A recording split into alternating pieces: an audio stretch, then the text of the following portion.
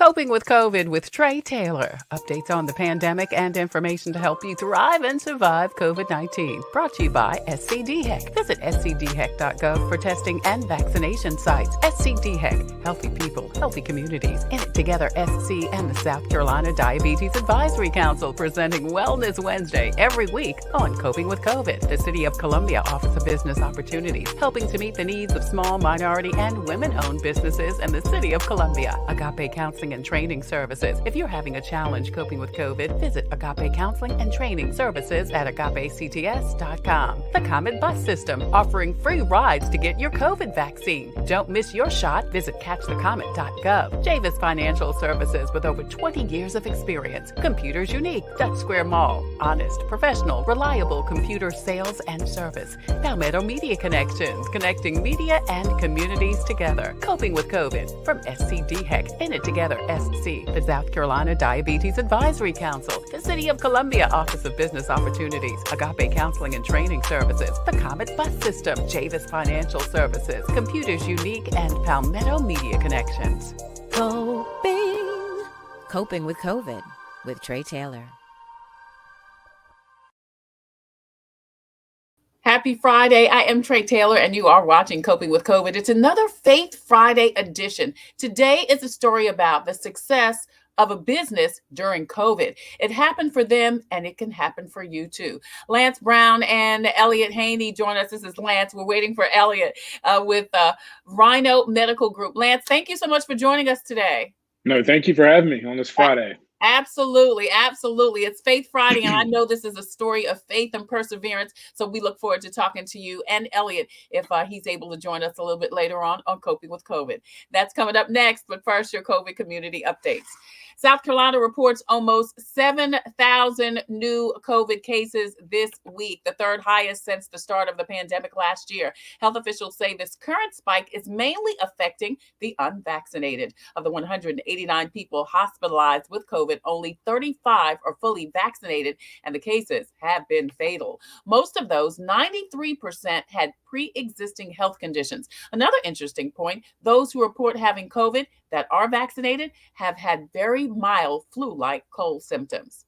Casey Elementary School is back to virtual learning. Lexington 2 says the 2-week change is due to the number of students and staff that have tested positive and have had to quarantine due to the pandemic. Now, classes are tentatively scheduled to go back in person on September the 9th.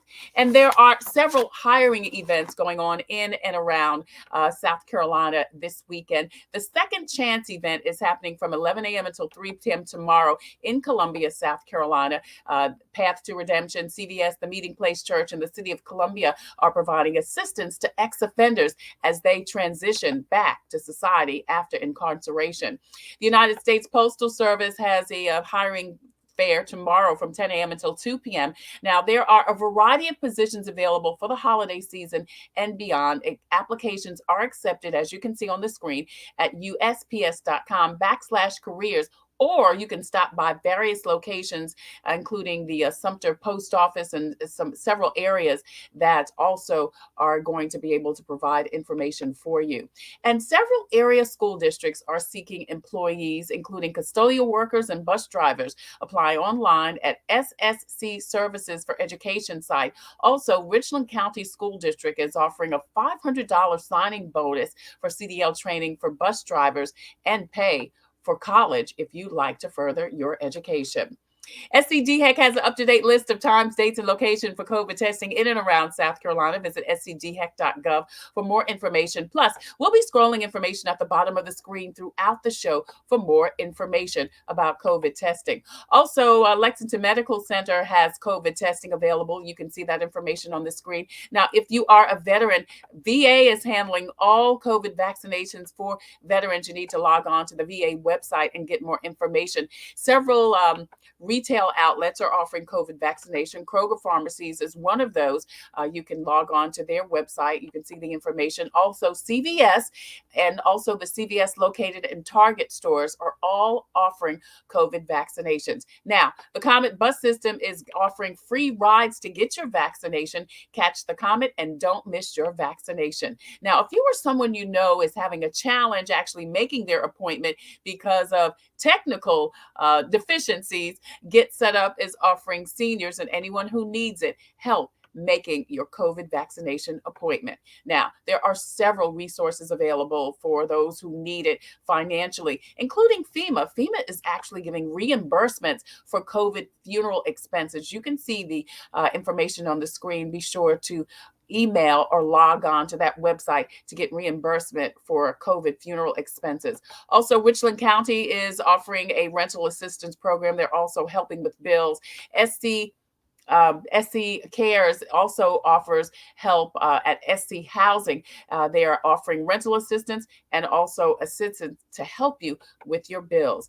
There's also more information here again about SC Plus. And if you live in the Lexington County area, they are also offering assistance. So many resources are available because people are in financial straits. Now, Dominion Energy has actually partnered with SC Stay Plus to offer assistance for bills and also for a rental assistant. And SC Housing is actually helping frontline workers with their purchase of their first home. Again, you can see that information on the screen, and please make sure that you post and share this information out so we can get the message to those who need it. Now, if you are having a challenge coping with COVID, SC Department of Mental Health has launched the SC Hopes Initiative, giving people the mental health information that they need. Now, don't forget, we talked to Solicitor Byron Gibson a couple of weeks ago on his No Justice, No Peace series every second Thursday here on Coping with COVID, and they're doing a No Judge, No Jail event. Several dates beginning next week. If you have an outstanding warrant, you want to come to this event, no judges, no police, just work out your warrant so that you're not, quote unquote, riding dirty. It's No Judge, No Jail from the Fifth Circuit Solicitor's Office. And you can stop by Trinity Baptist Church in Columbia. Now, yesterday we talked to the Nurses Association, and they have a blood drive going on next week. They really need people of color, African Americans, and other minorities to donate blood, specifically for those folks who are afflicted with sickle cell anemia. So please stop by the blood donation drive next week at the Red Cross. Last but certainly not least, are you familiar with this artist? She has some amazing work in and around Columbia. Well, she is having a art show tomorrow in Columbia, South Carolina. You see the information there. Be sure to stop by and check it out.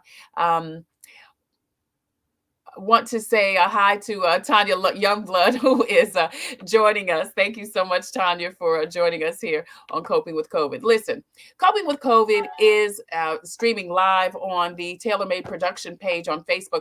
Please go over there and hit like and share so that you can watch Coping with COVID Wednesday, Thursday, and Friday at 2 p.m. and then first Monday with comedian George Wallace. We're also streaming live on YouTube. Want to say hi to all you YouTubers. Thank you so much for joining us. Please hit the subscribe button, and we also have a presence on IG.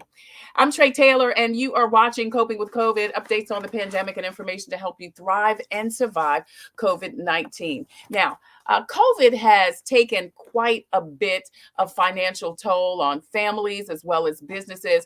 But if you were able to find a niche, many have prospered during the pandemic. How do you find that piece of the pie, and how do you get it to survive? Well, we'll ask the brains behind Rhino Medical Group. Lance Brown joins us. He is the CEO of Rhino Medical Group. Lance, thank you so much for joining us today.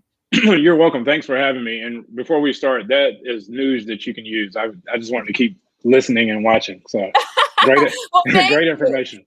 Thank you so much. Listen, Lance, I'm going to tell you, much like your story, my background is in journalism, radio, TV, and I've been doing that most of my adult life. But then last year, I found myself here at the house with two toddlers, and if it had not been for the babies, I would have been on the front lines really helping and reporting, but I couldn't because of them, because they're vulnerable. So I just kind of came up with the idea, and really wasn't by myself, listening to church virtually. My pastor, Charles Jackson with Brooklyn Baptist Church, had his doctor on. It just occurred to me, she had so much information. Let me do just one live. That one live turned into, a full show. The first year we did every day, Monday through Saturday, because she said, and this was last March, she said, Trey, you could do a show every day and be talking about something different.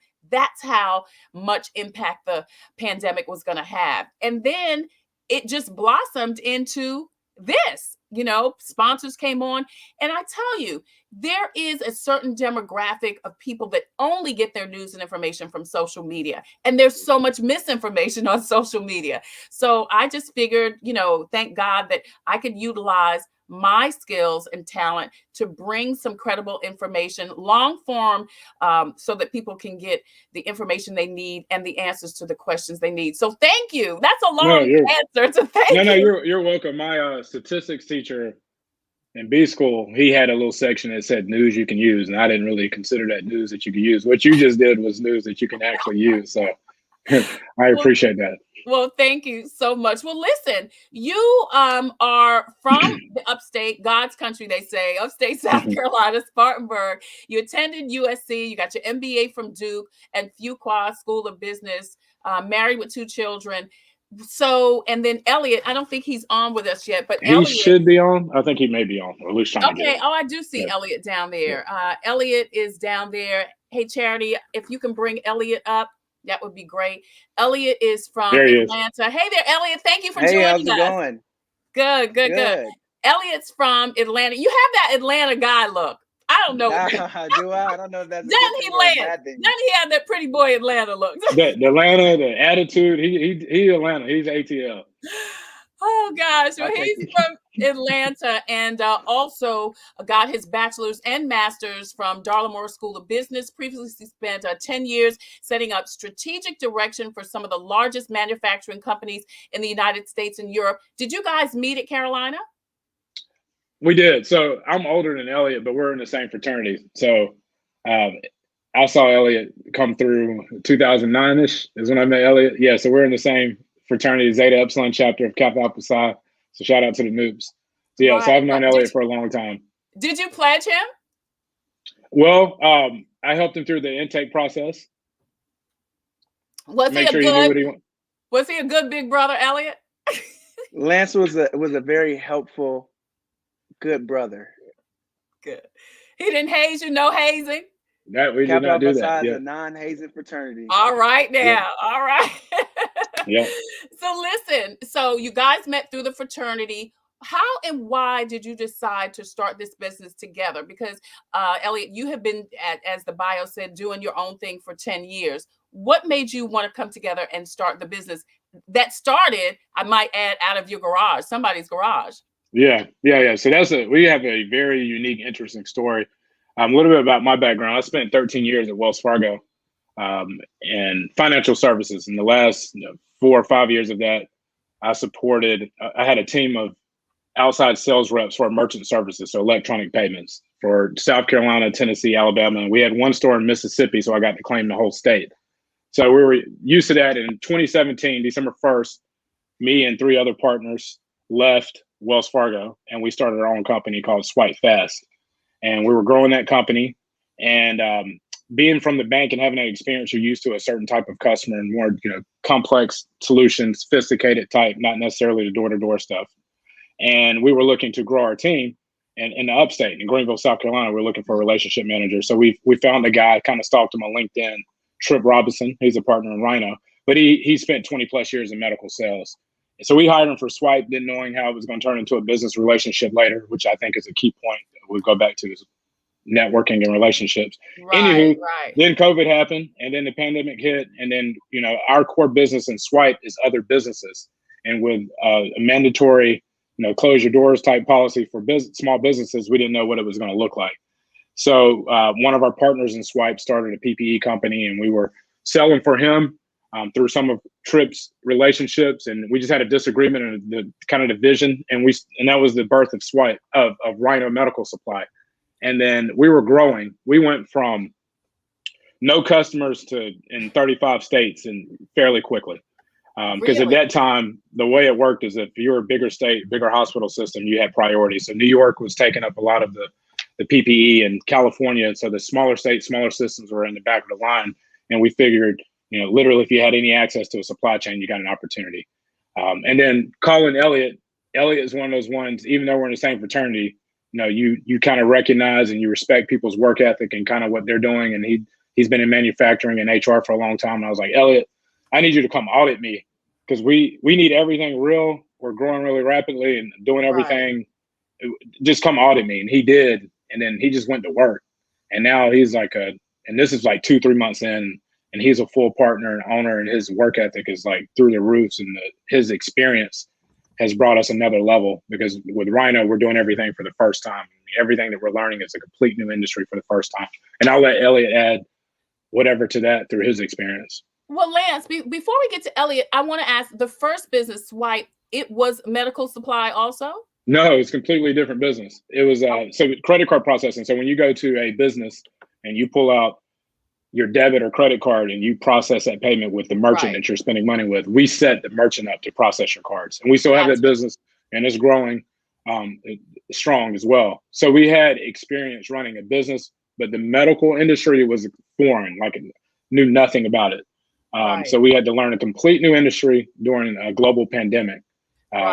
And everything was for the first time. So let me ask you, did you decide to go from that to medical because of the pandemic? I mean, because listen, so you said, so you had a disagreement, decided to go into Rhino. Why? Well, because great question. Our first customer was 1.5 million masks. The next one was 100,000 gallons.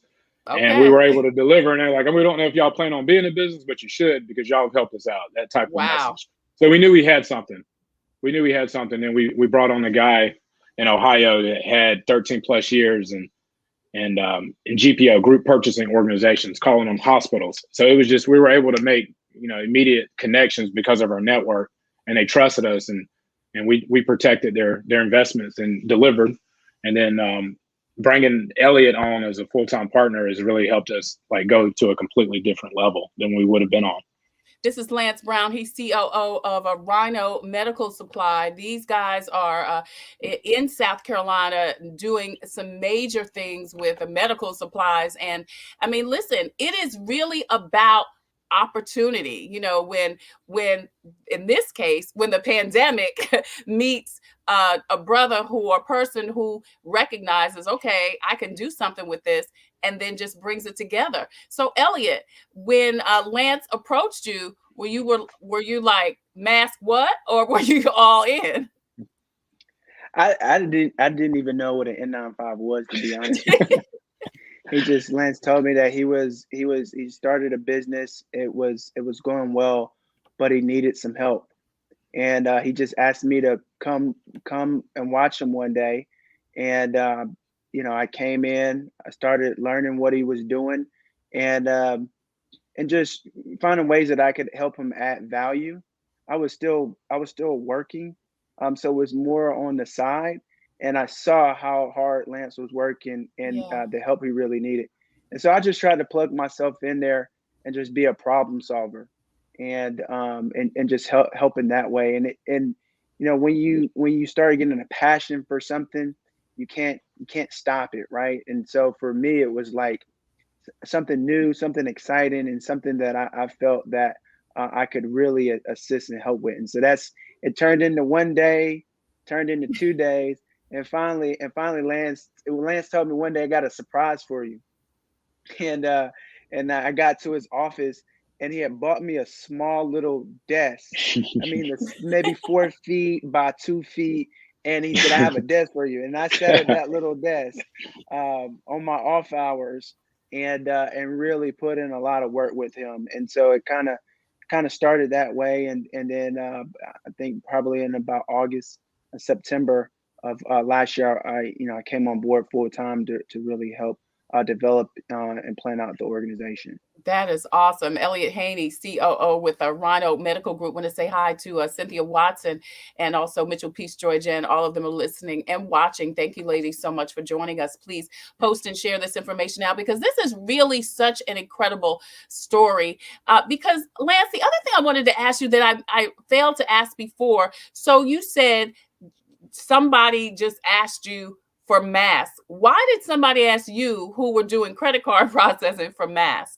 Great question. And it wasn't me. It wasn't me. It was Trip. So Trip Robinson there's 5 partners of Rhino. And when I say our story is unique, is because we all have a different professional, we have diversity in our backgrounds, our professional backgrounds. And we've been allowed to pull and draw on our experiences and our professional lives to bring something different and a fresh look to Rhino. So Trip has spent 20 plus years in medical sales, and he had these deep rooted. And if you meet Trip, like Trip, everybody loves Trip. He's like one of those ones where if you work with him, if you meet him, you love him. If he comes to you 20 years from now, you're like, I'm gonna take his call. And that's kind of how it was. So Trip had those long lasting relationships that he's built over a 20 plus year career. Didn't burn any bridges, even if he wasn't in the industry. Like, they took his call, and he was able to make some calls at the highest levels, and they took his call, and then we were able to help. So that was an opportunity. It was solely because of Trip Robinson. Right. And that goes back to really relationships. Do you think that the relationship piece is key to being successful in life, but specifically in business? 100%. To me, that is the most important thing, is how you treat people. Treating people with respect, dignity, even if they work for you, if you work with them, around them, it could be no matter what the role is how you treat people is the most important thing. And always, I'm the type of person where, kind of weird, I talk to people in the elevator. Typically when the elevator doors close, everybody gets quiet. I'm the person who's going to talk to you. Right. So I have that type of personality. So I like to meet people. I get energy from humans. So having that type of mindset and personality, and then just developing relationships and being able to hopefully build rapport with folks fairly quickly has helped. And then bringing like-minded people, surrounding yourself with like-minded people with the common goals. And then even maybe it'll push you more from an ambitious standpoint. So that's Lance Brown. He's CEO of Rhino Medical Group. Elliott Haynie also joins him, COO of Rhino Medical Group. So obviously COVID was the turning point, but there was a point where people were saying they couldn't get masks. So how were you guys able to get masks when the mask game was on lockdown? Right. Oh, you want to take it, or? Yeah, no, great question. And so earlier on, when we started the business, it was a lot of our ability to deliver was dependent on someone else's supply chain. So being in manufacturing, in order to control the quality of what you're providing, and also to control the product itself, you needed to have direct manufacturing relationships. So we figured out early on, if we're going to be in this business long term, we're going to have to develop those manufacturing direct relationships. And so for us, it was about identifying domestic supply chain, because with import issues coming out of China, which 70% of all PPE is manufactured in Asia, we needed to find something local that we could control and not have to wait on 60 to 90 days for something to come out of the Shanghai China port and deliver here in the United States. And so we early on we start working with U.S. manufacturing, a company out of Miami, Florida, Demitech, and they were one of the first U.S. companies outside of your normal large manufacturers to start developing a surgical mask, and then an N95 mask. And so really broadening out our relationships in that industry to really start driving home our own supply chain, and then delivering that supply chain to our customers. And that's really how it all started. Yeah. And then from there, did you guys decide, Lance, okay, so you're going from just medical supplies to just PPE? Correct. And great question. And then the piggyback too is that we were at the tip of the spear on the U.S. supply chain and making sure that we had that, because it was obviously the labor here is more expensive than you can get something from China or India. Right. So, and then, but our biggest Achilles heel or headache was coming from relying on somebody else.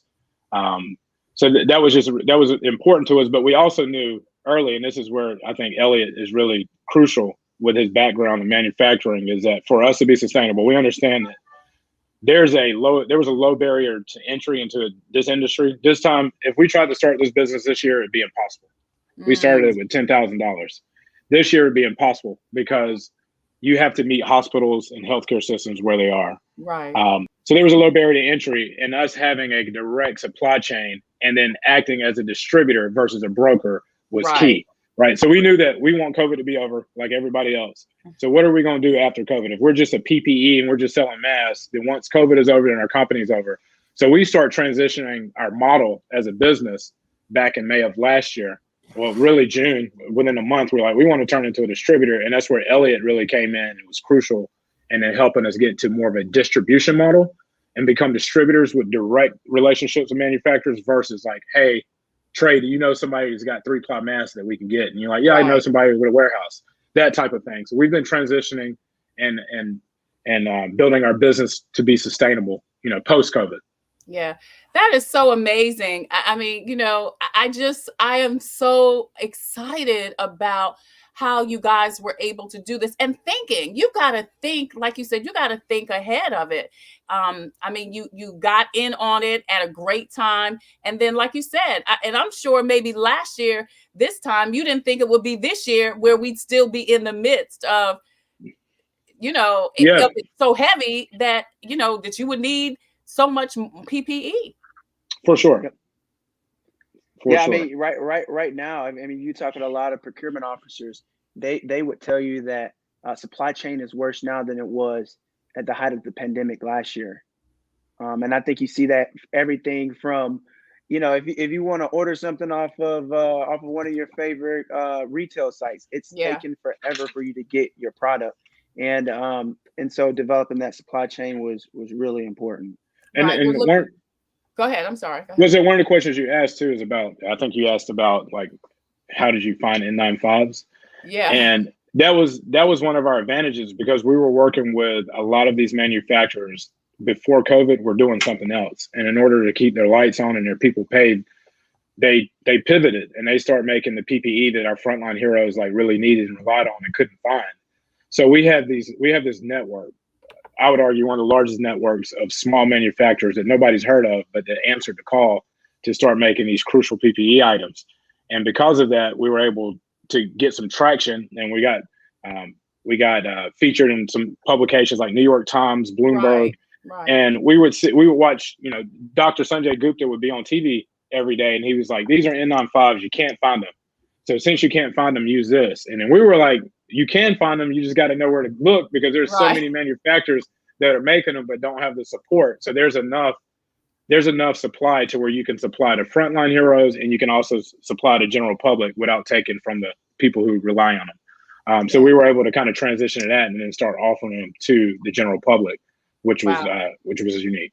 We're looking at your website now, the Rhino Medical Supply website, and we see that there is a place for you have a retail space. The retail, yeah.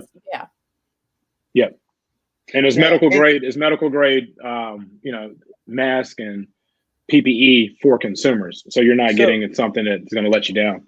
Right.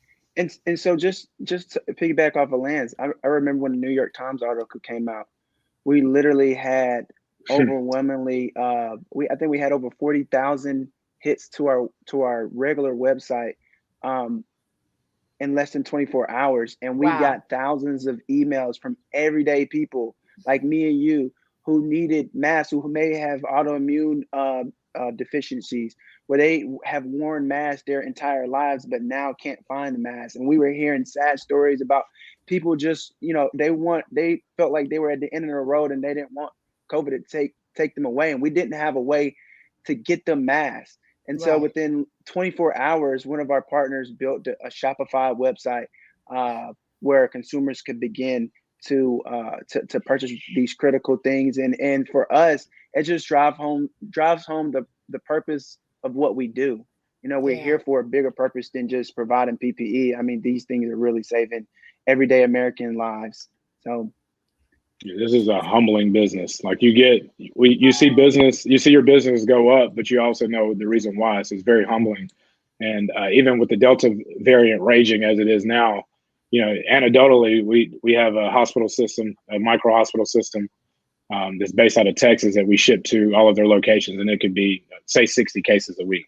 It's over 300 cases this week, just of gloves. Cynthia Watson says, wow, what an impressive initiative and now business model. She says, congratulations. Thank you, Cynthia. Yeah. Thank you, Cynthia, for watching. Yeah, this is so mind blowing. You guys say that it is humbling, but you all have really given so much. I know, just this week it came out that you gave, I think it was 300,000 boxes of masks to Richland One in partnership with your fraternity. That's the picture of you guys with some of your fraternity brothers, and of course Superintendent Craig Witherspoon. And you continue to give back. Why is that important? This week we donated 31,000 and some change, but over the past year we've donated. We're right at 400,000 masks. But I'll speak because we both feel strongly about this. That's just it's one of the things I know. I prayed about it. I asked the Lord if I ever had the platform to where I can impact on a larger scale. Then that's just something I want to do, and He's definitely given me what I asked for. And what I prayed about. So it's part of who we are. It's built into our culture and the fabric of what we want Rhino to be. The bigger our success, the bigger our givings and donations are going to be. We've been fortunate. We've been blessed to be able to grow a business during COVID. It's humbling. There's plenty of people that was opposite. They had to go out of business during COVID, and we understand that.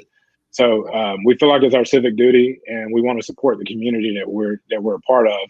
And this is something that can truly save lives, like Elliott said. So if we can do anything to help, especially with little ones, the most vulnerable amongst us, where they can't get vaccinated, and then they're in the Petri dish, and the teachers, like anything that we can do to help that, and we're all about it. So, yeah. Elliott, did you want to chime in? No, I just echo what Lance said. I mean, giving back to people who need it. I mean, God has blessed us with so much. And for us to reach back and give to our community, that's always been one of our missions and priorities when we started the business. Is, we have to remember why we started the business, and that was to help underserved communities. And so that's what we continue to do, and that's what we'll do moving forward. Right. We're talking to Elliott Haynie and Lance Brown there with Rhino Medical Supply Group. And when we come back, Frank Knapp with the Small Business Chamber of Commerce is scheduled to join us to help you and all of us navigate through the sometimes rough waters of owning a business. If we're not able to get Frank back, we're going to continue the conversation with Elliott and Lance to share with us some of the challenges they face, some of the triumphs, and advice for you too if you are trying to launch or maintain a business. That's coming up next on Coping with COVID. I'm Tre Tailor. Computers, they're a part of our everyday lives. But when they're not working, they're an everyday problem. So call Computers Unique, your everyday solution. 803-351-5821. Is your computer running slow? Won't turn on? Do you need a screen replaced? Or maybe you just need another computer? Well, Computers Unique is your one-stop shop for all your computer needs. They have a wide variety of new and pre-owned PCs, Macs, and tablets. So call Computers Unique, Dutch Square Mall. 803-351-5821. 803-351-5821. Let Palmetto Painting Services take the worry out of your next home painting project. We can paint anything. Our business is about interior painting and exterior painting. We offer services for residential and commercial properties. Restore the life to your home with a fresh coat of paint from Palmetto Painting Services. References are available upon request. Give us a call at 803-546-4570 today. The Comet gives me a reliable source of transportation. It's very convenient to me, and they have wonderful drivers. It's clean, and it builds community. It's fun to meet people. It makes me feel like really independent. It's just fun. It's always going to be there, and it gets me everywhere I need to go. We try to ride every single day. Comedy is our livelihood.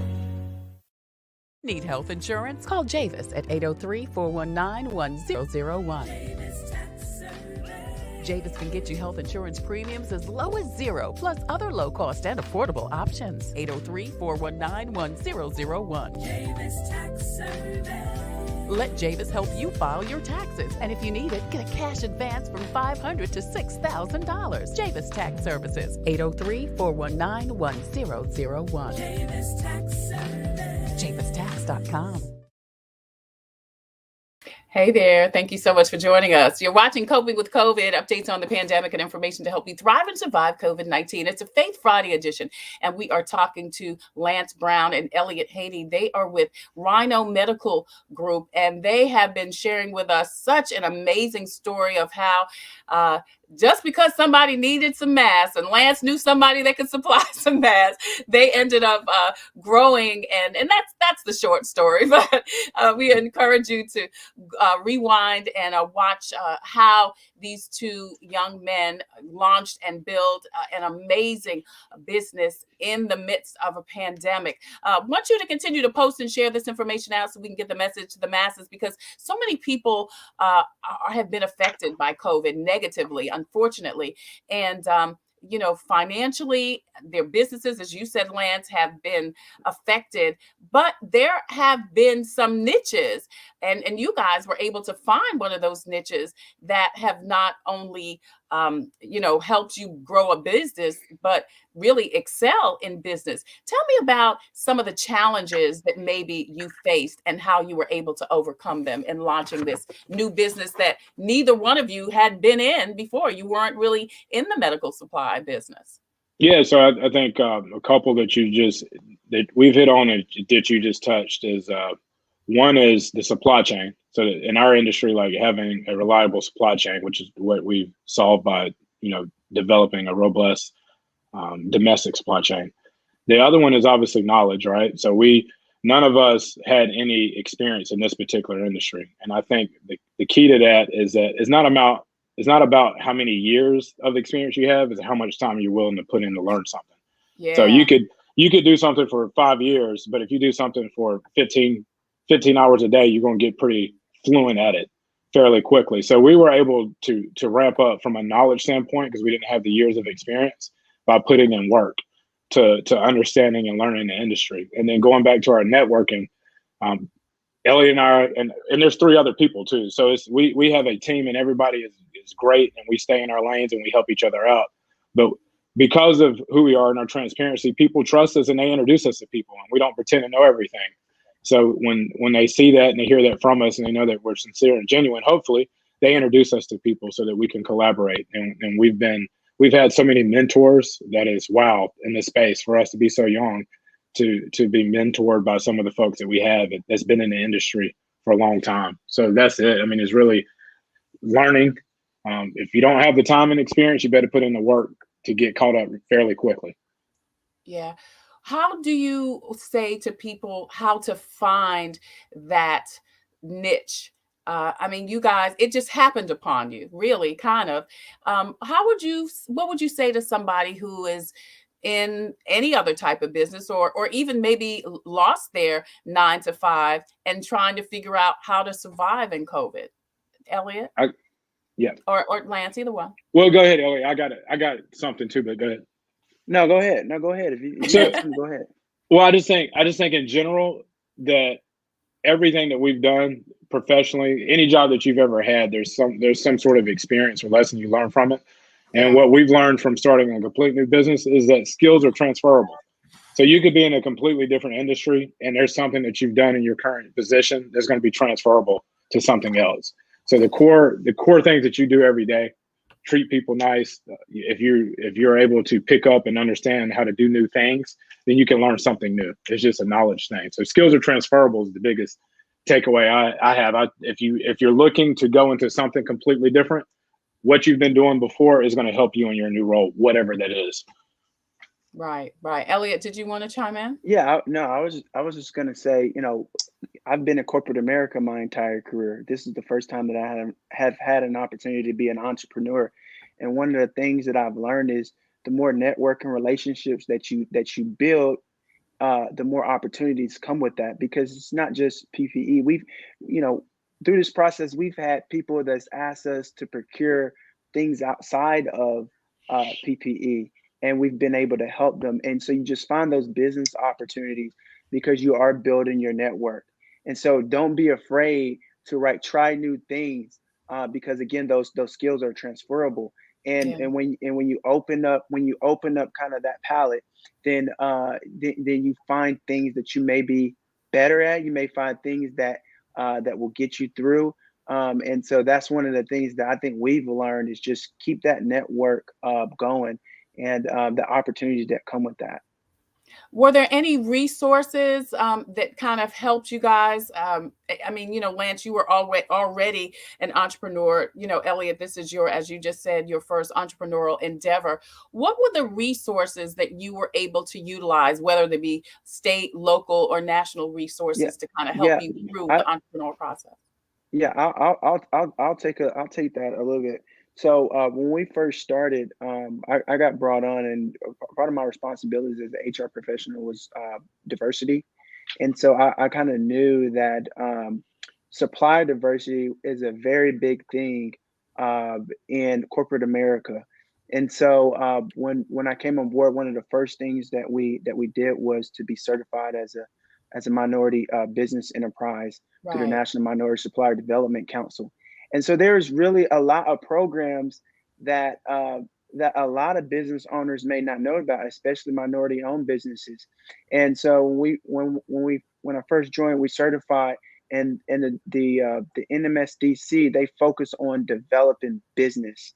And so I know me personally, even though I have a master's in business, they provide those development opportunities free of charge, and you should take advantage of that, because it not just helps you personally, it helps to grow your business and just make you a more well-rounded business owner. So I would always encourage people to reach out to their local state agencies for their business development, because they're there to help. Right. Then I would add, it's just because we had been in business for ourselves, we wasn't learning how to start and run a business for the first time. So we were able to get out of the gates running from the knowledge standpoint, compared to when we left Wells Fargo, and you take it for granted when you're in a corporate job and you have everything at your fingertip, from when you if you need a report, you click a button and the report is generated. Right. If you work for yourself, you have to create the report. You have to recreate the rules in Excel. So it's completely different. So we didn't have to do that for the first time. So we were able to use the experience, the good and bad, that we've had over the last 4 or 5 years of working for ourselves. And when we started Rhino, we didn't have to learn that aspect for the first time. Right. Lance Brown and Elliott Haynie are the CEO and COO of Rhino Medical Group. We're looking at their amazing website right now. And advice. What advice would you give to anyone? I mean, you've given a lot of information, a lot of, what to do, how to do it, where to do it. Any just gut-wrenching advice? What would you do different if knowing now knowing then what you know now? That's a great question. But and it's one of those things, because literally everything that we've done up until now, and that includes the mistakes, has been a learning experience. And I don't think I would trade any of the knowledge from all of the mistakes that we've made over this past 5 years, for anything, because it's helping us avoid potential hurdles or landmines later in our journey, right? Because this is a long journey. We got a long way to go before we make anything for where we want to be. But I don't know. It's just hard, because we've had some bad luck at times, but hindsight, what we've learned from those experiences are more valuable than not having had them at all. So great question. You stumped me on that one. I mean, I think it's be willing to fail. I think is what Lance is saying, is that when you don't know everything, it's gonna happen, right? But it's about learning from it, and then asking for help. Don't be afraid to ask for help, because there's actually people out there willing to help you, and then be willing to learn. Don't think that you know everything, right? Because there's someone out there that's really going to be there's someone out there that knows more than you and that's willing to help. So those are the two things that I would say. The one thing I want to add for advice that I feel strongly about is that if you're starting, and this has been me through my career, literally every job I've ever had, I've started from an entry level position. And I appreciate that because I understand what every role is. So I've never, even when I was leading people, managing people, supporting people, I've never asked anybody to do anything I haven't done. In this business at Rhino, Elliott and I wrap pallets, we ship stuff, we go to FedEx, we schedule freight. There's literally nothing beneath us. So just because I always joke and say, if you want to be a CEO, just start your own business because you could call yourself whatever you want to. It doesn't really mean anything. So we do whatever it takes that the job needs and that the business needs to move it forward. But learning everything from the ground level, so you just have a holistic understanding of how business works. That means that you're going to stay in that role forever, but it just helps you understand your business. Cynthia Watson wants to know, guys, did you have mentors and do they still mentor you today? Oh, 100%. One of my closest mentors is Anton Gunn. I don't know if you know Anton Gunn. Yes. That is my guy. So, I mean, he challenges me. And then Myron Terry, we can go on for days. And then in the industry, one of the things I always do is I seek out someone that may be in a completely different industry, but they're in business. And then because business is business in a lot of ways are very similar. So just reaching out to people and just kind of understanding some of the challenges that they have and that they see, even if it's not the same industry. So but Anton Gunn would probably be my biggest mentor outside of like what we do. But within, the medical field, we have Charlie Marcelli. He works for one hospital system in Vermont, and he's just the knowledge that he shared with us, and he could just tell us to go away and figure it out, but he's very open with his network, and he just shares all kind of knowledge with us. I would say Charlie would be in the medical field for sure, someone I look up to. Yeah. Elliott, did you want to share any mentors that you may have? No, I think in this industry, Charlie has been probably one of the mentors that I think really changed the trajectory of our business. And he didn't have and he's a chief procurement officer, and he's dealing with a small up and coming company. He really spent the time to give us knowledge. And I think anyone starting a business, if you could find someone who's been in the business and really try to get as much knowledge from them, they're going to help you, not step into those pitfalls. And so he's been great. So definitely mentorship is really important. Yeah. Frank Knapp with the Small Business Chamber of Commerce is here. But before we bring him in, guys, I want to ask, what happens next? How do you move forward with Rhino Medical Group? Yeah. So my question real quick, my goal, I would like for us to be the largest minority-owned medical distribution company in the country. So that's how we want to move. That's how we want to behave. It's going to take a lot of work to get there, but that's my vision.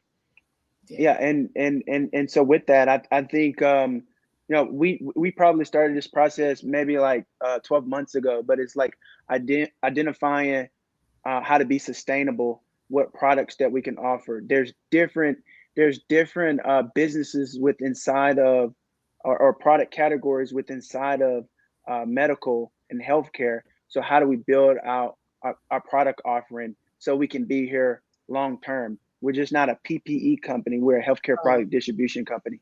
And so, when you start thinking about DME companies and Medicare and Medicaid, how can we tap into that? Like, how do we just broaden our business and our offerings in order for us to continue to grow? Because it's not just going to be PPE, it's going to be healthcare products. And so that's what we've really been focused on day in and day out. Yeah, awesome. Listen, thank you so much, guys, for just joining us today, for sharing your story. Thank you for your aggressiveness, your faith, and for giving back. I mean, I think that's such a big part, personally, I think, of your success is that you have been loyal to your blessings and not forgotten where your help, so to speak, comes from. So not only thank you for, again, just for your tenacity, but just thank you for not forgetting your community. So good luck to you. continued blessings. Cynthia says Elliott has a great vision for the company. Thank you, Cynthia. And just let us know personally and professionally what I can do to help you, to help continue to get the word out. And if there's something else we can do here on Coping with COVID, we would love to do it. Please let us know. And thank you, and congratulations to you on your success as well. Thank we appreciate you. you. Thank you so much. I appreciate it. So much. Appreciate it. Right.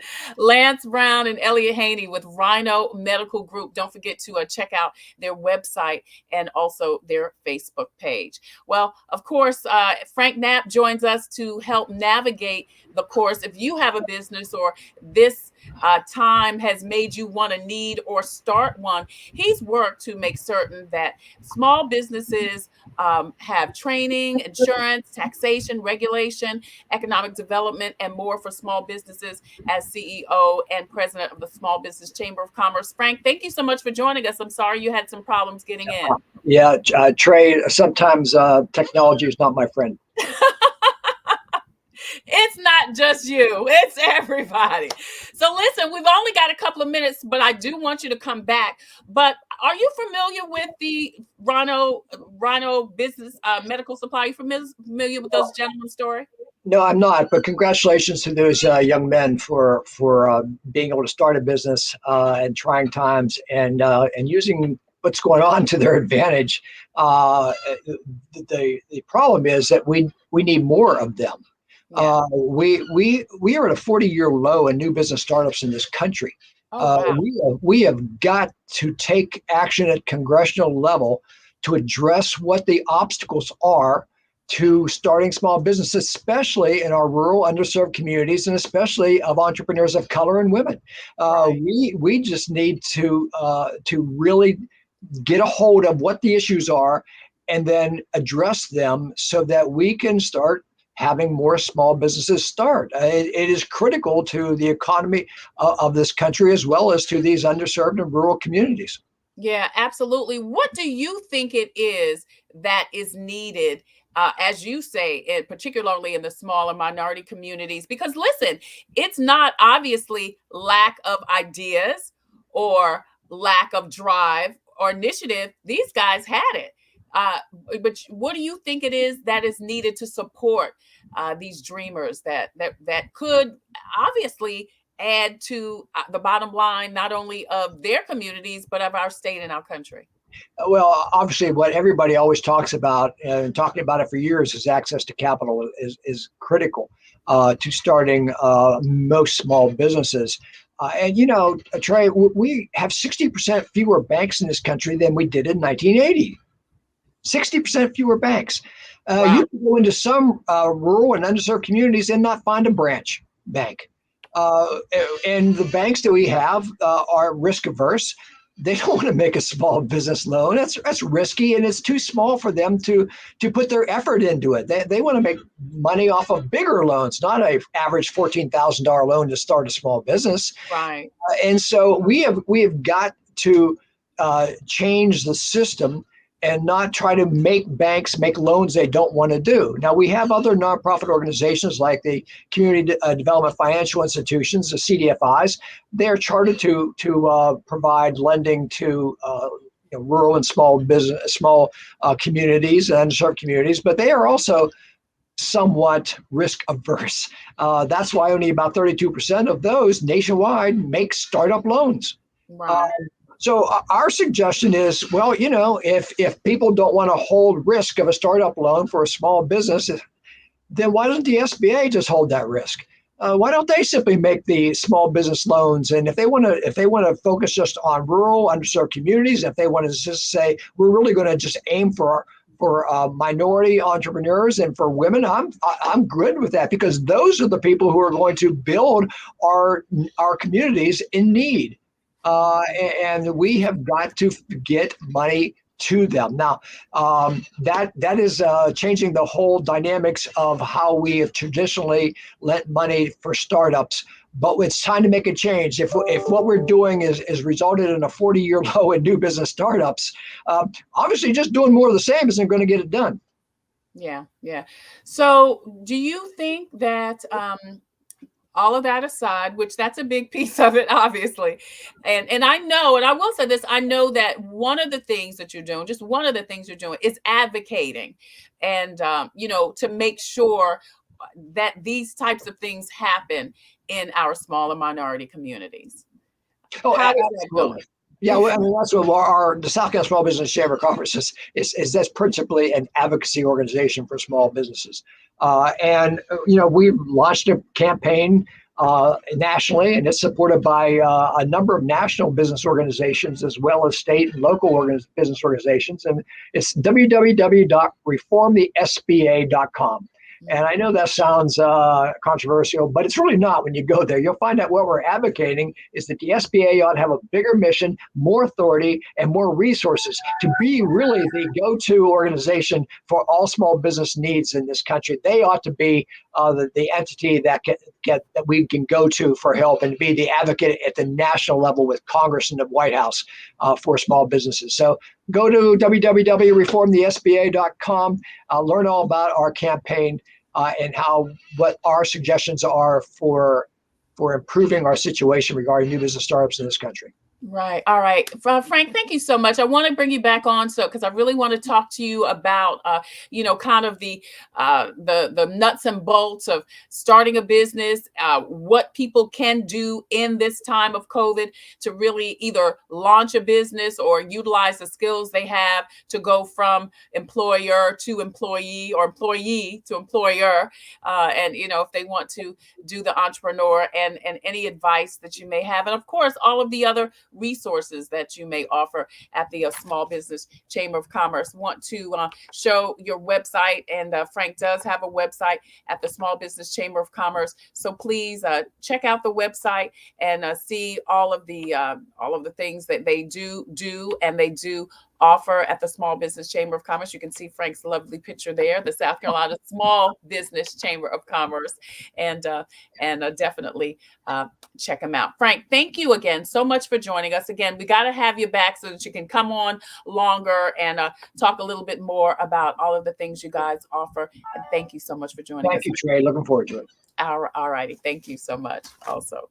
All right. Listen, thank you again so much for joining us on Coping with COVID. I'm Tre Tailor. Next Wednesday, Wellness Wednesday. In It Together SC and the Diabetes Advisory Council of South Carolina present Wellness Wednesday every Wednesday on Coping with COVID. Next Wednesday, Alzheimer's and the new treatments. Thursday, we're going to talk about hurricane preparedness. And if you heard about Dinner en Blanc, the white party everybody's talking about, we're going to talk to the ladies who are putting it on here in Columbia, South Carolina. And then next Friday, another Faith Friday with Reverend Carey Grady. He is advocating and doing so much in his community and in his neighborhood for COVID.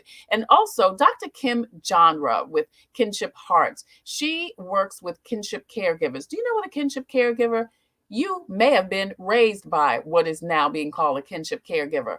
It's family members who take care of children that are in the family. It's a real name for it.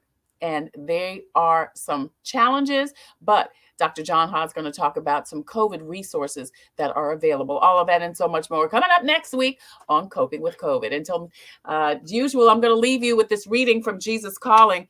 It's August 27th, and Jesus says, "Spend time with me for the pure pleasure of being in my company." You know what this says? God says, don't just call on me when you need me, just call on me when you want to hang out. Jesus says, I can brighten up the dullest of gray days. I can add sparkle to the routines of daily life. You have to repeat so many tasks day after day. This monotony can dull your thinking until your mind slips into neutral. A mind that is unfocused is vulnerable to the world, the flesh, and the devil, all of which exert a downward pull on your thoughts. As your thinking process deteriorates, you become increasingly confused and directionless. The best remedy is to refocus your mind and heart on me, Jesus says. I am your constant companion. Even the most confusing day opens up before you as you go step by step. My presence goes with you wherever you go, providing light for your path. He's the light, y'all, and he can provide it for you.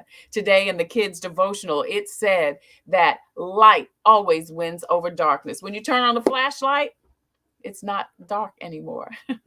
Remember that Jesus is the light, and he can light up your world too. I'm Tre Tailor. Thank you again so much for joining us on Coping with COVID. Have a great weekend. Until the next time, I wish you peace and abundant blessings. Take care. God bless. Get your vaccination, and please wear your mask over your nose and under your chin. Peace, y'all. Coping with COVID. Updates on the pandemic and information to help you thrive and survive COVID-19. It's brought to you by the South Carolina Department of Health and Environmental Control. Visit scdheck.gov for an updated list of testing sites and important information on how to protect yourself, your family, and friends from the coronavirus. SCDHEC. Healthy people, healthy communities. In It Together and the South Carolina Diabetes Advisory Council, presenting Wellness Wednesday every Wednesday on Coping with COVID. The City of Columbia Office of Business Opportunities, helping to meet the needs of small, minority, and women-owned businesses in the City of Columbia. Log on to columbiasc.net/OBO. Agape Counseling and Training Services. Call 803-779-2777 for licensed professionals of counselors and social workers helping families, engaged and married couples, and individuals of all ages gain an understanding of all aspects of their lives. If you're having a challenge coping with COVID, contact Agape Counseling and Training Services at agapects.com. And Palmetto Media Connections, connecting media and communities together. Coping with COVID, brought to you by SCDHEC, In It Together, the Diabetes Advisory Council, the City of Columbia Office of Business Opportunities, Agape Counseling and Training Center, and Palmetto Media Connections. Coping with COVID with Tre Tailor.